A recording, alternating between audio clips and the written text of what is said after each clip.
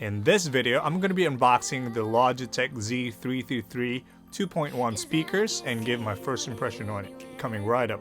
But before we dive into the video, don't forget to smash the like button, and if you're new to the channel, consider subscribing. Hey, what is up guys? Welcome back to the channel. Lars here of Kilobit Nomad, bringing you tech tips, reviews, and personal finance. So if you've been on my channel, I recently upgraded my Amex Business Gold card to the Amex Business Platinum card. So I've been recently shopping at Dell website since I have the $200 Dell credit from the Amex Business Platinum. And since it was June, I was going to lose it if I wasn't going to use it. So I was on a shopping spree on the Dell website.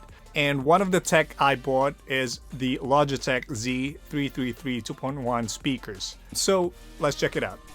So this speaker has a peak power of 80 watts of bold sound is what Logitech claims, which means it can get about 80 watts of loudness, but loudness doesn't mean better sound quality.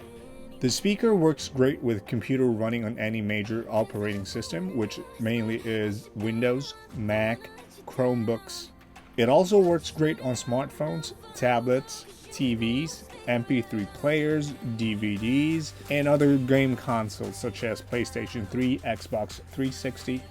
So what's in the box are the right satellite, left satellite, subwoofer, and control pod.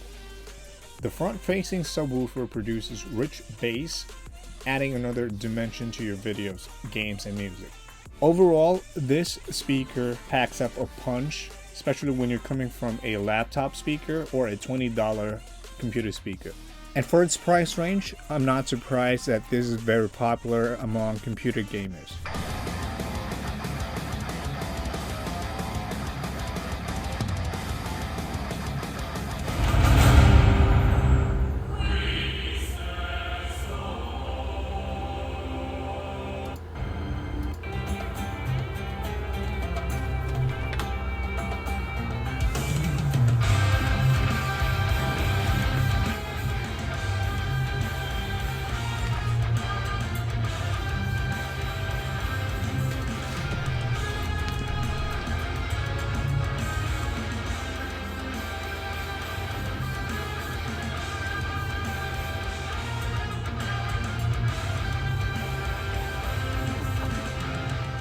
So, is the Logitech Z333 worth it or not?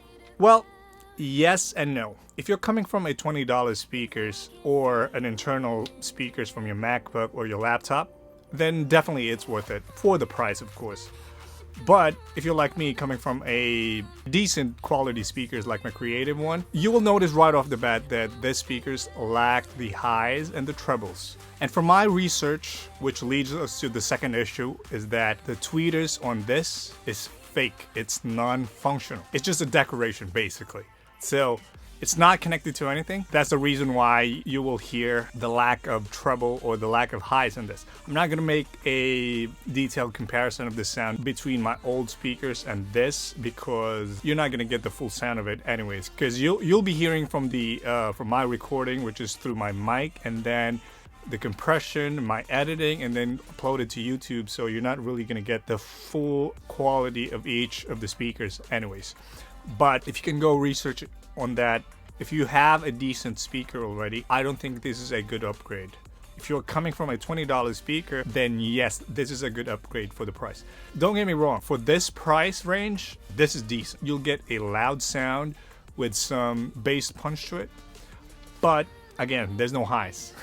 There's no treble, so it's a bit flat and bassy. But a tip for you guys who already bought this or who wants to buy this, there is a workaround. You can use an equalizer app to be specific. If you're on Windows, there are lots of equalizer apps that you can download and then basically modulate the treble from there, and then it will give you a nice and decent modulation of the highs, but it's not an actual tweeter. Second, if you're on Mac OS, there is an app called EQ Mac.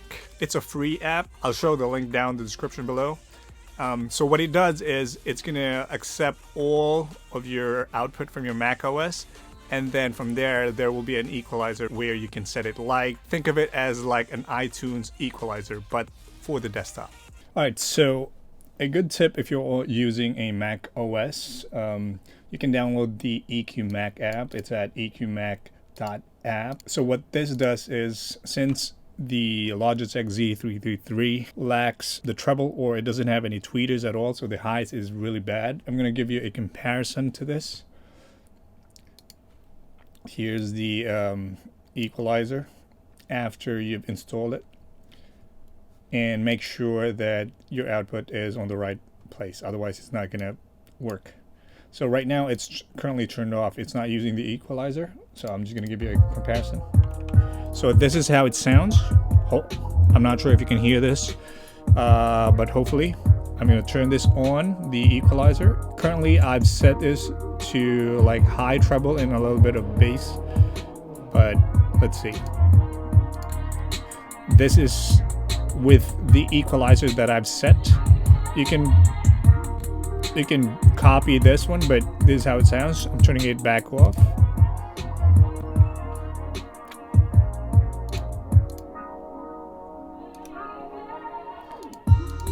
Now back on.